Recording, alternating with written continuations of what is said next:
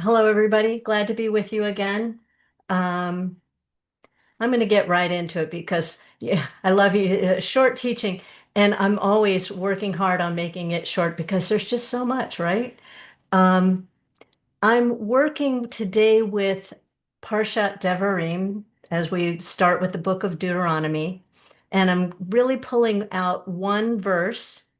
But let me just put it in context. And the context is the Israelites are encamped on the plains of Moab. We find them poised finally uh, to enter the promised land. And it begins with Moses's first farewell address. Um, and part of this, it's where he reminds the people of their history, reminds the people of the journey from Mount Sinai. In this parsha, it's called Horeb. Um, the story of the scouts that sent to see the land, and some see it positively, some see it negatively, and that caused this wandering, this trip to go from 11 days to 38 years. Um, and I've been working with this verse because it speaks of wandering in the wilderness. Harry, could you put that PDF up? So here's the verse in Deuteronomy 2:7. Ki Adonai Elohecha berachecha b'chol ma'aseh yadecha. For Adonai your God has blessed you in all the works of your hands. Okay, starts out really good and uh, comforting. Yada lechtecha et hamidbar hagadol hazeh. He or they or God or Yah has known your goings in this great wilderness. Ze arba'im shana, these 40 years. Adonai Elohecha imach. Adonai your God is with you. Lo chasarta davar. You have lacked nothing. So I'm just keep being drawn back to this verse because I feel like this experience of wandering in the wilderness, the metaphor of wandering in the wilderness just feels so alive in my life, and it feels very universal. Um, this is that universal human experience of like not knowing what comes next. And there are many times, especially where we're at right now in the United States and in Israel, where the road is not only not as expected and not predictable, where the signposts where the way for the way forward or the way to even move ahead feels like it's obscured or missing. And there's maybe even a sense of danger and menace, and that this is a profoundly universal human experience. So I want us to sit, I'm inviting us to sit with what does the wilderness feel like for me?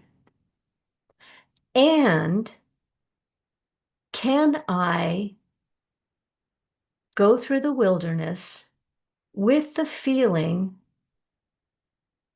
that God or awareness is with me, is with me, that I am somehow known as I'm going through difficult things that I'm going through, that I am known, that I am seen, that I'm not alone, that is actually the difficulty itself that connects me to other people, and that connects me to God. It's not the only thing, but it is one of the things that connects me.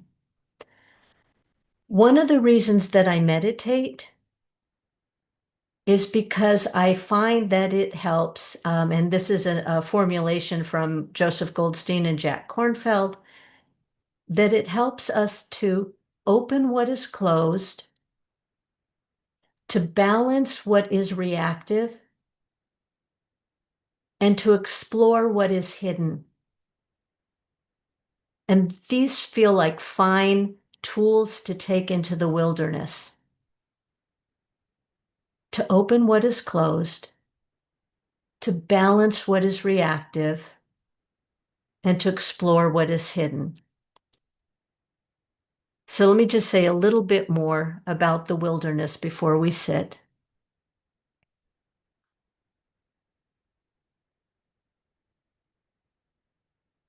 The wilderness, yeah, these times of challenge, maybe I'm low on resources. It could be a simple one where I'm just low on sleep, low on food, or just simply not knowing. But bring to mind for yourself a time when you might have felt challenged, but knowing that somebody else knew what you were going through. And that's what I'm going to invite us to bring into our meditation today.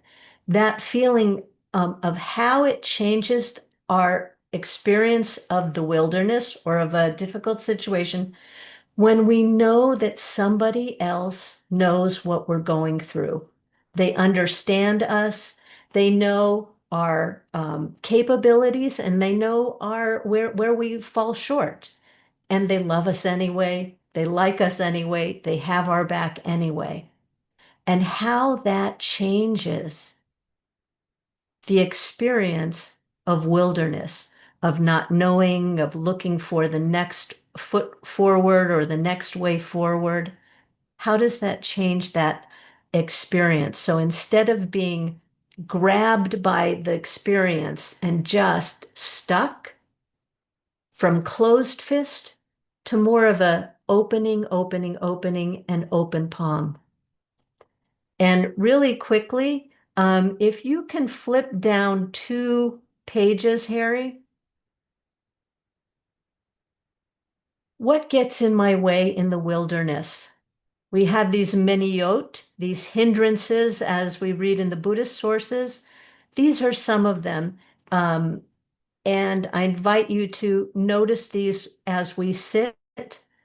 First one is not just sensual desire, but it's the craving, the being attached to things being a particular way. This is it's too hot, it's too cold. I wish it was more like that. It would have been better if she had or they had.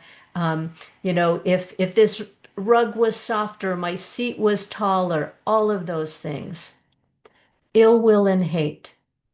This is having the angry, unkind, destructive thoughts towards someone else. I really don't like them. I really, really don't like them. Or even to myself, even to myself. Sloth and torpor, when it all feels like too much, that feeling of when I'm just going to numb out. It's like, I just can't. I just can't. And you just kind of turn it off. It might feel even like you're sleepy. Flurry and worry, this is that restlessness where I just can't land, where I feel like my mind is all over the place, or even my body. I just can't like settle into a posture, and I'm constantly moving and adjusting. And then finally, my personal fave, doubt. Is this the right thing to do? Is this the right thing to do? Is it doing any good? Am I doing it right? Doubt. So I invite you to just notice these, and they're called hindrances because they get in the way of seeing what's true in the moment. And when they come up for us, we get to get very curious. Get curious about that attachment to a particular, temperature. The room's too hot, the room's too cold. Can I maybe notice, and then Harry, can we go back to the top, the first page? Can I maybe sit with instead, Adonai, your God is with you. I have lacked nothing. I actually have what I need in this moment. If it's a little chilly, if it's a little hot, like it's okay. This might be a perfectly fine moment. So let's go ahead um, and work with this idea of going through the wilderness, but being known, being held, and lacking nothing. So we can drop the share, thanks, and find your seat.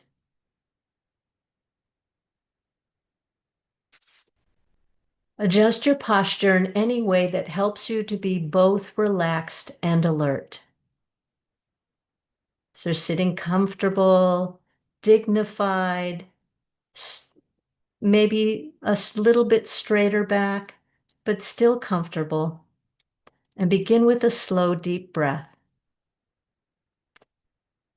Inhaling into the belly so it gently expands.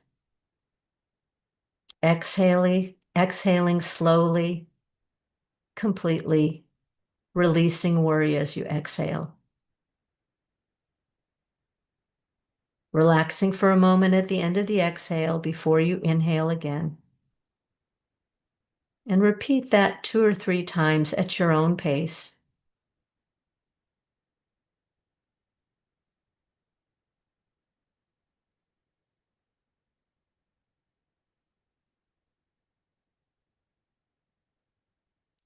And continuing to let your attention rest on the breath.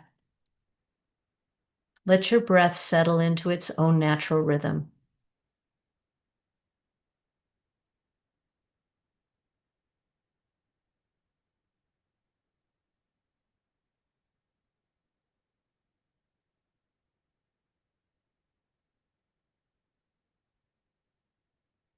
Letting the attention rest so gently on this breath through the entire inhale and exhale.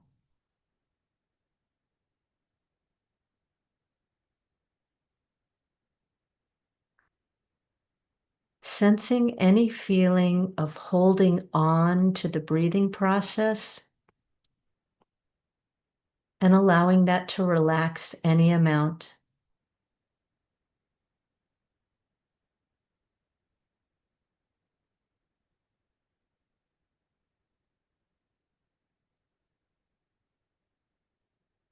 Deeply let be into the bodily feeling of breath.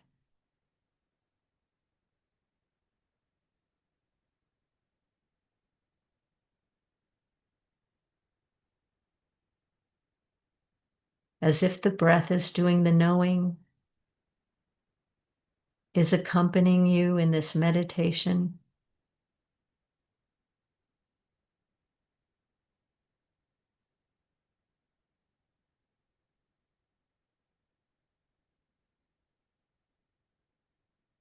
And when the mind wanders, let that feeling of the breath draw you right back to it like a magnet.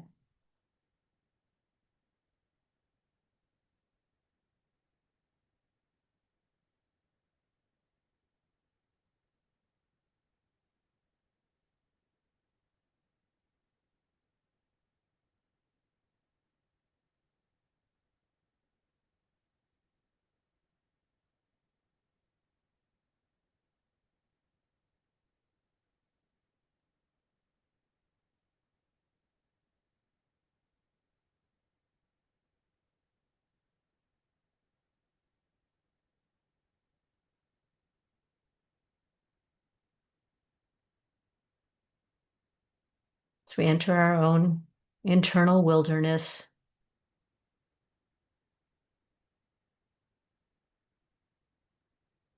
know that Adonai has blessed you in all the works of your hands, has known your goings in this great wilderness. Adonai, your God, is with you. You have lacked nothing.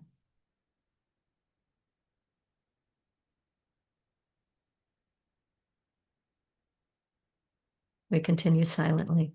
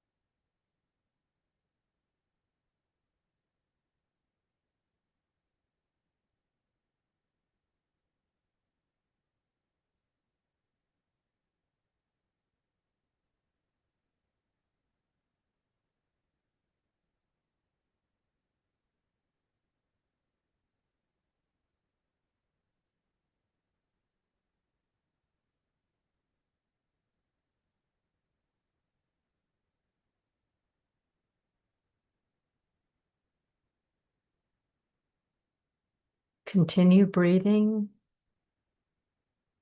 Whatever the wilderness has been like for you today, for the next and last couple of minutes, if you could bring that feeling, that memory, that spiritual imagination of being known, of being seen. Adonai, your God, is with you. You have lacked nothing.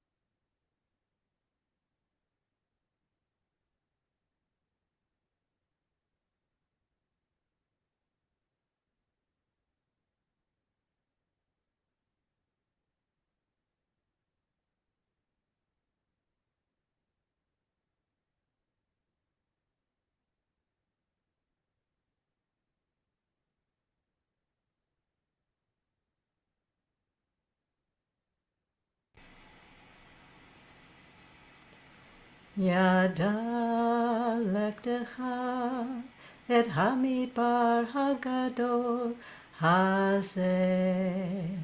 Yada lektecha et hamidbar hagadol hazeh.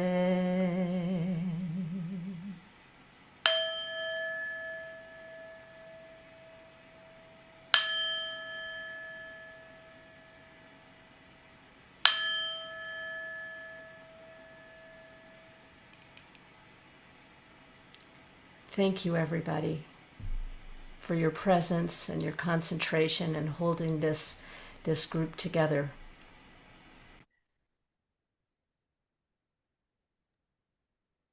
Thank you so much, Cantor Julie. We will seal this beautiful practice with an opportunity to recite the Mourner's Kaddish. So if anyone is observing a yortzeit, remembering a loved one on the anniversary of their passing or in a period of mourning, you're welcome to share their name in the chat box, and please rise in body or spirit to join me as we recite these words. You're also welcome to unmute yourself. Gadal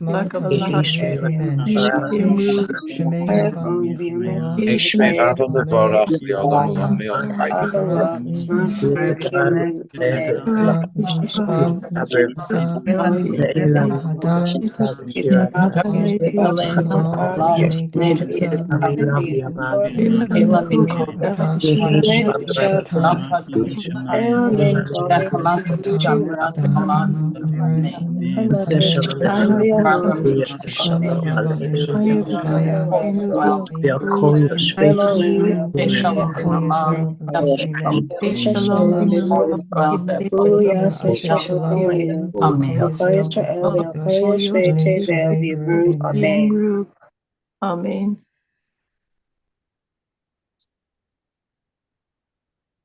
Thank you.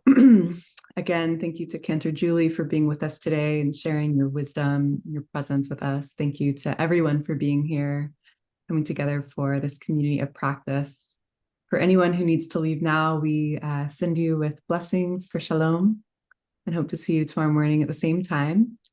And we will stay on for about 15 minutes now. So you're also welcome to join Cantor Julie and myself for a period of Q&A. If you have any questions for Julie about her teaching today, you're welcome to share that in the chat. Just preempt your question, the word question in all caps, so that we can make sure to catch it. Also, if you have any reflections that you'd like to share, any insights or anything else that came up for you in your practice today, you can do that in the chat box as well. So, I did see one question that somebody was asking about repeating what I shared from Kornfeld and Goldstein. This these three things of what meditation can do for us, and that is open what is closed in us, balancing what is reactive in us, and exploring or investigating what is hidden. mm, I thought that was really useful, so I've been sharing that recently and thinking about that a lot. yeah, I loved that too. I actually wrote it down, so I'll share it here in the chat. It's really beautiful. Thank you so much, Julie, for that. And especially, for me, it's that middle one, the Mm, balancing what is reactive. mhm. Um, I don't often pull out the verses and things that are the comforting ones. Uh-huh.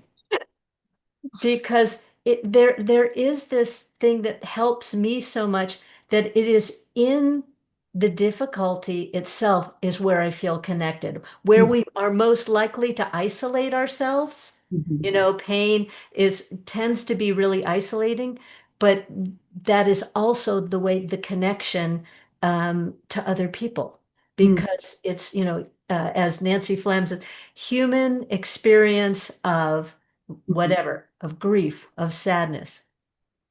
And uh, oh yeah, I was reading Aviva Zornberg today, looking at Schmote, looking at something else entirely.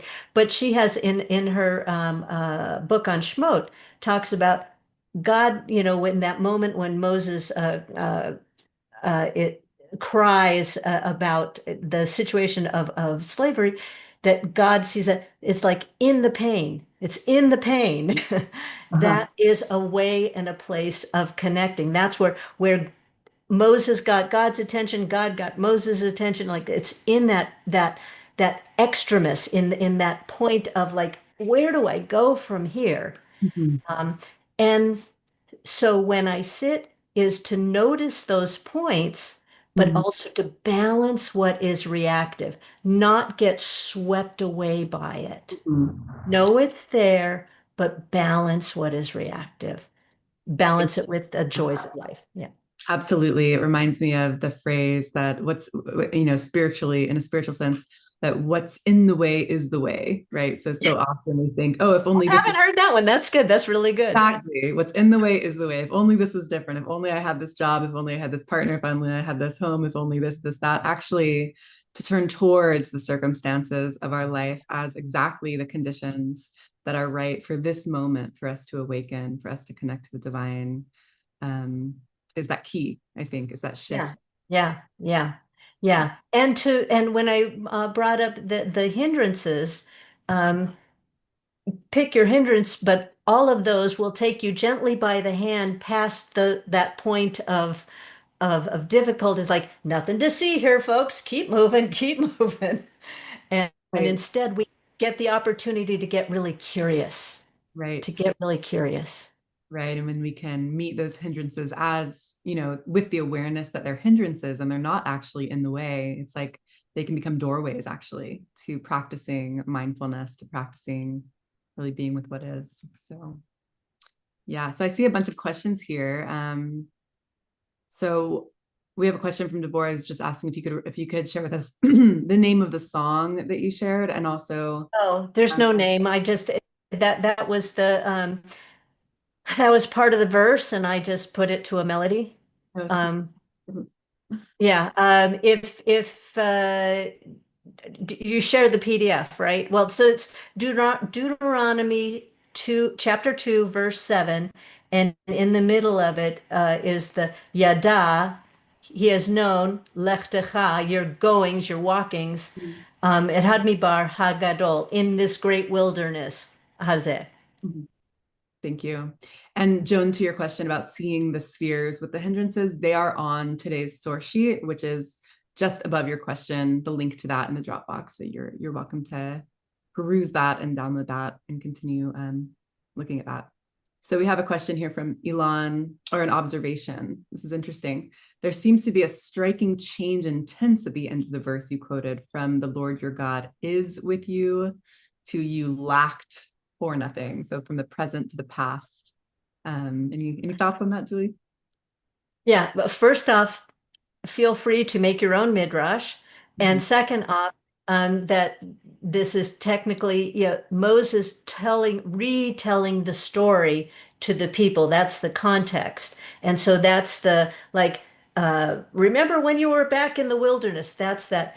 And yet the presence, but God is still present, present in the moment, present in the past, present in the moment. Um, and Moses is specifically talking about the wanderings in the wilderness that are presumably over. Mm.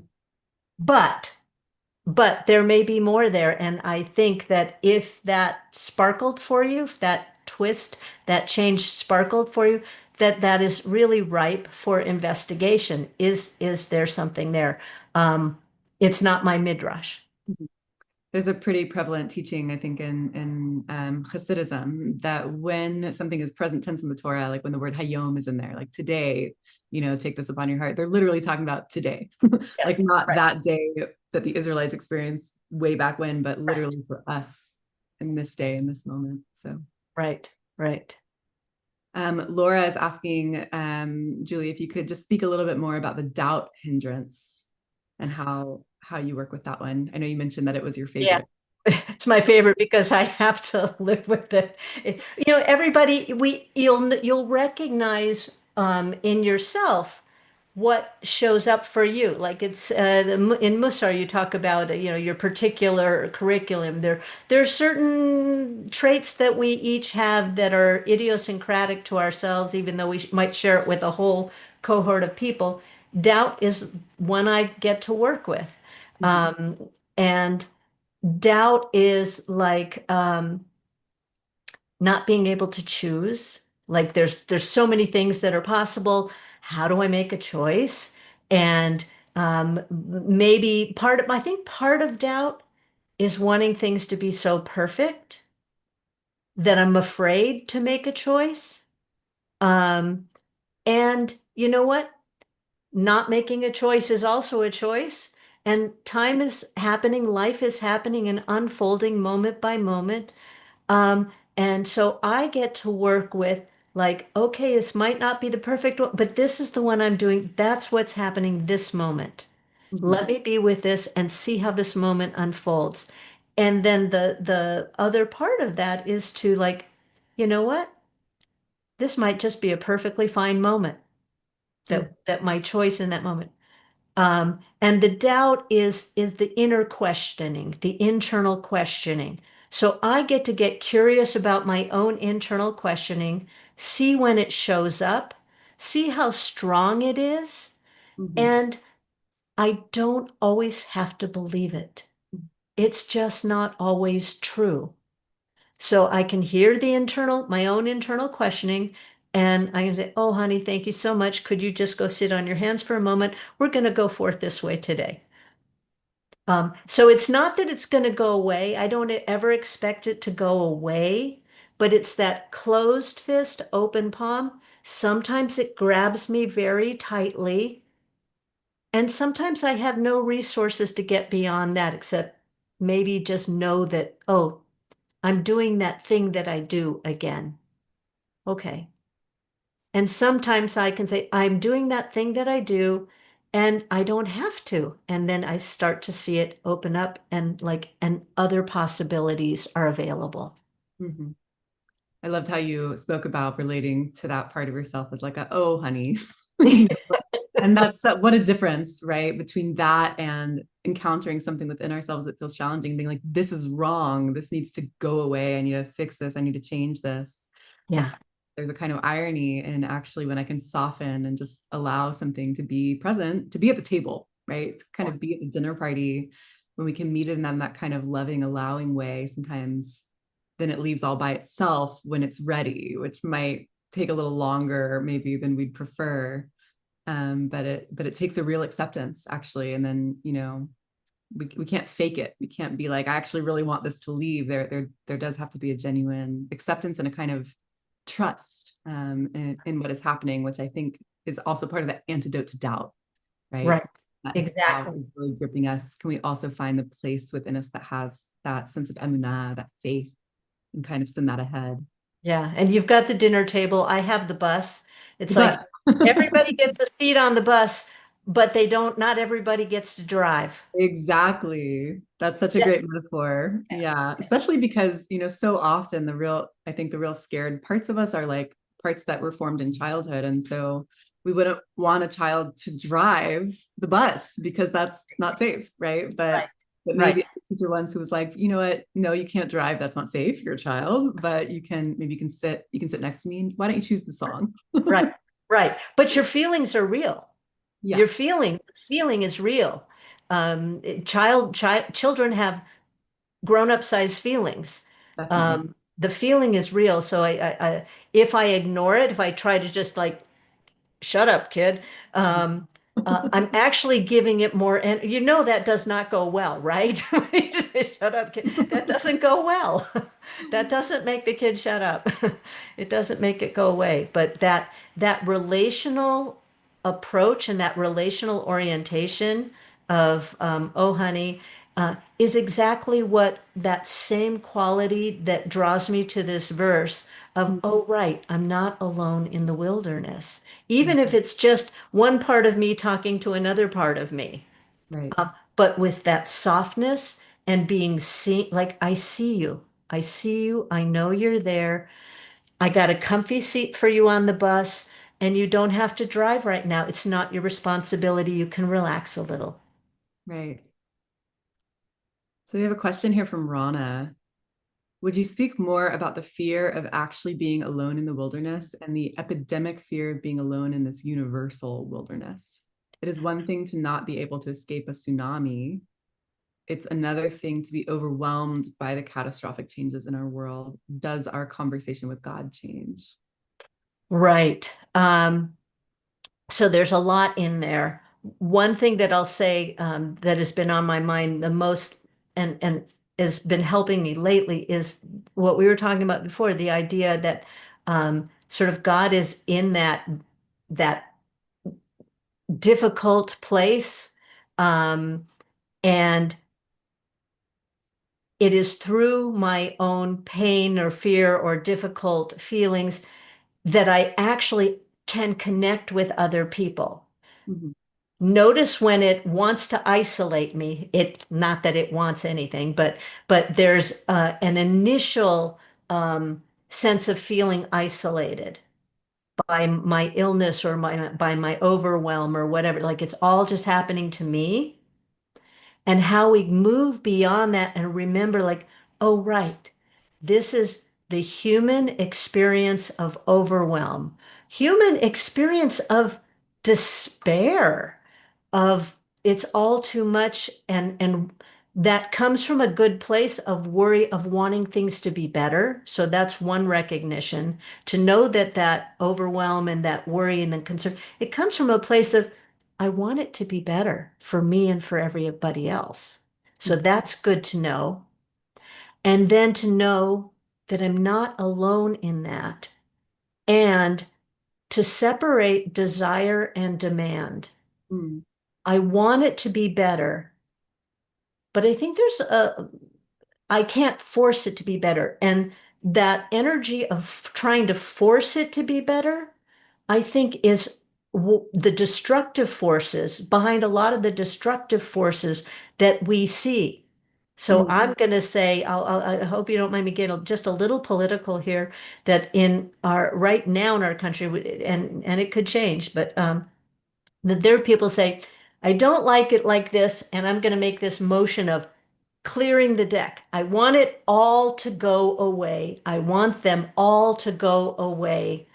Um, and um, that energy, to me, just doesn't feel useful at all. It keeps me stuck in an illusion that I can somehow make it all go away. And I can't. What's real, what I think is true, and why I say is that in the complicated difficulty of all getting along and helping other people and being well in the world. Um, it is through that that I can connect to other people. Mhm. Thank you so much, Julie. Yeah, your response is just so resonant. I think probably the greatest resource that we have, even in the midst of so much that truly does feel overwhelming and at times absolutely catastrophic. It really does feel like our greatest resource is that we are in this together, that we're never alone in everything that we're facing, as human beings, as Jews, however we identify, Right. part of this web of connection. And I'll just share also, I think one of the great resources that can come in these moments of pain is, as you said, to realize that this pain I'm experiencing is something that connects me to others. This is the human experience of whatever this quality of pain is. And then from that place, we can access compassion, Yeah. right? This compassion we can kind of extend that circle beyond our own suffering. And that compassion is such a beautiful way into connection with other Yeah. people and potentially even action, right? Ways Right. of strengthening that It's connection. energizing. It's energizing so that you can act. Whereas that when we feel cut off, it depletes us. It depletes us.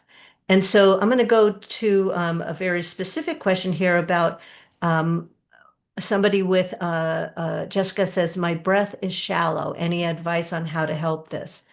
And that is exactly what we're talking about in a way, in that when I am reactive or when I'm feeling like I'm holding a lot or under stress, whatever, it can be that the breath is shallow. There can be lots of reasons, but those can be the reasons that breath is shallow.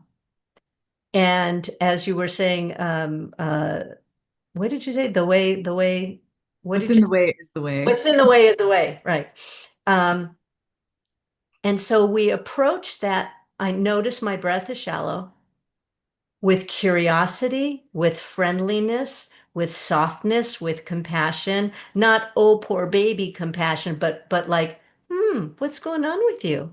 And to just notice it and let it be there. Don't push it, not shoving it out of the way, but just like really spend a moment to just, okay, let me just be with this moment of shallow breath. That is what's true in this moment. Mhm. And giving it attention may make it change. Just waiting time may just make it change because most things everything that I know of in this life is impermanent. Um, I am gonna maybe have shallow breath for a minute and I'm gonna just watch it and it's like, oh, I see, it's changing. Maybe it got even shorter, maybe it got longer, relax, but it is paying that close and friendly and curious attention to it. Mhm. Just makes me want to take a deep breath. Thank you, Julie. And thank you so much to everyone again for your presence today, for being here, for your beautiful reflections and questions. It's just been such a rich conversation. And we hope to see you tomorrow at the same time to close out this wonderful week of practice. Thank you again, Julie, for being with us and sending everyone blessings as we move out into our day. Remember to take those deep breaths and meet whatever is arising with compassion. So, Thanks, everybody. bye.